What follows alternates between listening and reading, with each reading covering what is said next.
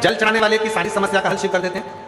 झाड़ू बुआरी करने वाले के जो शिव जी के मंदिर में झाड़ू लगाता, पोछा लगाता, बुआरी लगाता, सफाई करता, भगवान उसकी जितनी दरिद्रता है, उसके जीवन में जितनी तकलीफ है, उसको साफ कर देते हैं। और तीसरे नंबर पर है दीपक जलाने वाला। उसको अगर कहीं मार्ग नहीं मिलता, उसको कोई रास्ता नहीं मिलता, उसके बच्चों को कोई राह नहीं मिलती, तो वो दीप जलाते जलाते एक दिन शिव को प्राप्त कर लेता है।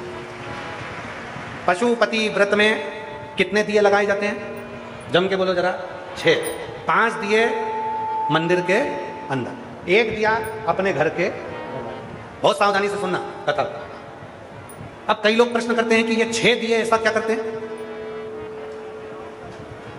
5 कर्मेंद्री, 5 ज्ञानेंद्री का दिया शिव के मंदिर में, हमारी सारी इंद्रियां आपको समर्पित है।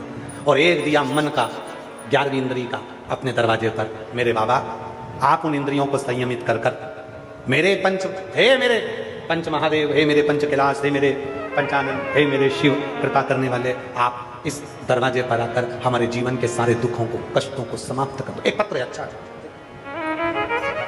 एक पत्र अच्छा है, देखिए। मेरा नाम संजय है, मेरा मोबाइल नंबर ये है। मैं हरियाणा के करनाल असंध से हूं। मैं हरियाणा के करनाल के असंध से हूं।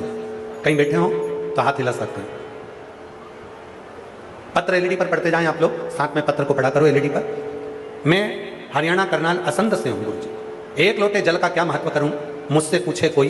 1 लोटा जल ने हमारे जीवन को बदल दिया। मेरे भाई के लड़के को 2008 से चंडीगढ़ के पीजीआई से इलाज चल रहा था।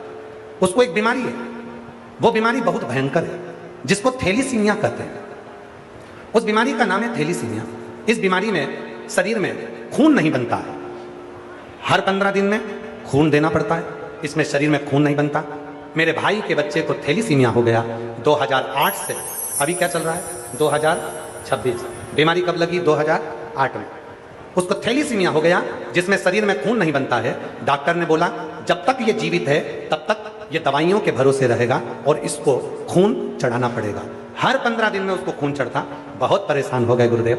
दवाई देते देते 2008 से दवाई देते देते 2023 में पहली बार किसी ने हमारी यहाँ बताया पत्नी को कि वो सीहोर वाला बाबा है, कथा कहता है, सुना है, उसका धाम है कुबरेश्वर धाम, वो सीहोर में है।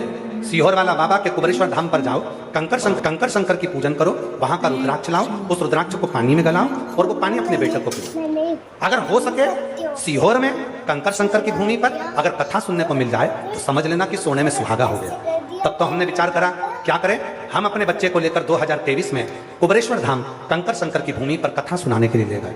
गुरुजी 2008 से बीमार मेरा बेटा 2023 में कथा सुनाने के लिए ले गए और बाबा की ऐसी कृपा हुई, कंकर शंकर की पूजन कर कर रुद्राक्ष महोत्सव में अटेंड होकर रुद्राक्ष महोत्सव में गए और वहां कथा सुनकर वहां का रुद्राक्ष लेकर कंकर लेकर आ गए और बाबा बेटे को जल पिलाने लगे। आज बाबा की ऐसी कृपा हुई गुरुदेव, 2023 से धीरे धीरे बेटे को उस रुद्राक्ष के पानी का असर होने लगा और बाबा की कृपा से कंकर शंकर की पूजा का असर होने लगा। आज बाबा की कृपा से मेरे बेटे की सारी दवाइयां बंद हो गई और उसकी थैलीसीमिया की बीमारी समाप्त हो गई। मैं बाबा को यहाँ प्रणाम करने के लिए आई हूँ। जो 2008 से दवाई ले रहा था, आज बाबा की कृपा से पूर्ण तरह से स्वस्थ है।